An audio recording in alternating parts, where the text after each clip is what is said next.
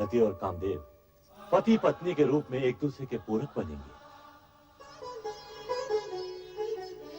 अब सोचने का समय नहीं है दक्ष। हम जानते हैं रति का जन्म कामदेव के लिए ही हुआ है और इन दोनों की आकर्षण शक्ति एक दूसरे को निकट भी ला चुकी है।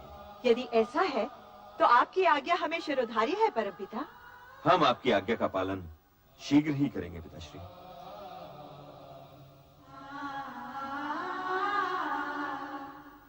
तो फिर मुझे आज्ञा दें परमपिता।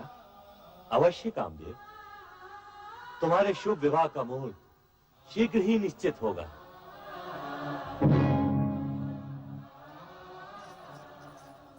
अकस्मात आपके दर्शन पाकर हमें अपार हर्ष हुआ है परमपिता। दक्ष, हमारे आगमन का उद्देश्य रति कामदेव विवाह प्रस्ताव से कहीं अधिक महत्वपूर्ण है। हम तुमसे एक विशेष अनुरोध करने आए हैं। अनुरोध क्यों पिताश्री?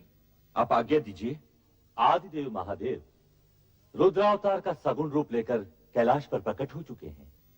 ये तो तुम्हें ज्ञात ही होगा। सुना अवश्य है पिताश्री, परंतु सर्वशक्तिमान होते हुए भी उन्होंने ये विचित्र रूप धारण क्यों किया, ये मेरी समझ से परे है। शिव का यह रूप वैराग्य, योग व भक्ति एवं श्रद्धा का मूर्तिमान स्वरूप है। इसे समझना बड़े बड़े ज्ञानियों के लिए भी कठिन है। समय आने पर तुम्हें उनकी महानता का परिचय होगा। आप सत्य कह रहे हैं परमपिता। आपसे अधिक भोलेनाथ के विषय में भला और कौन जान सकता है।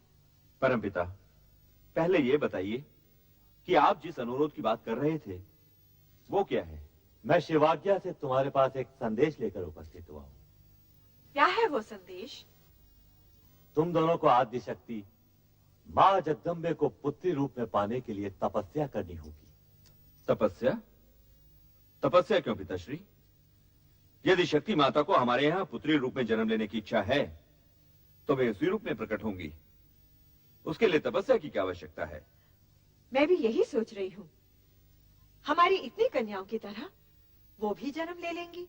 वे अन्य कन्याओं की तरह सामान्य कन्या नहीं होंगी। तपस्या करके उन्हें प्रसन्न किए बिना उनकी प्राप्ति असंभव है।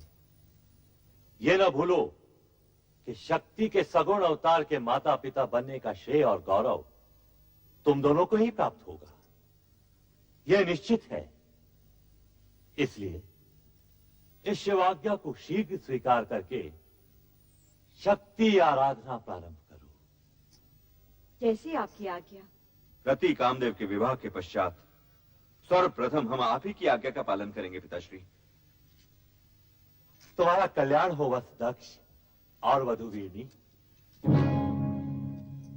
महारानी, पिताश्री की इच्छा अनुसार हमें शीघ्र ही रति कामदेव का विवाह संपन्न कर देना चाहिए। कर चरण कृतं वा कायजं कर्मजं वा श्रवण नयनजं वा मानसं वा पराधं विहितं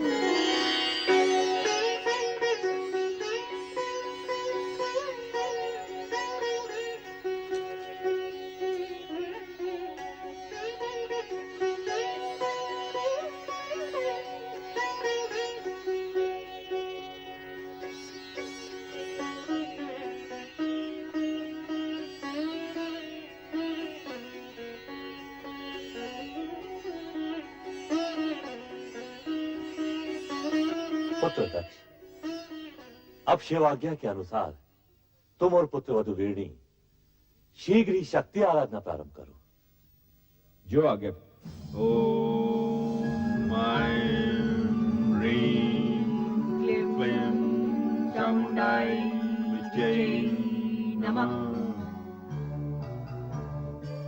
ओम ह्रीं क्लीं चामुंडाय विद्महे नमः। ओम ह्रीं क्लीं चामुंडाय विद्महे नमः। ओम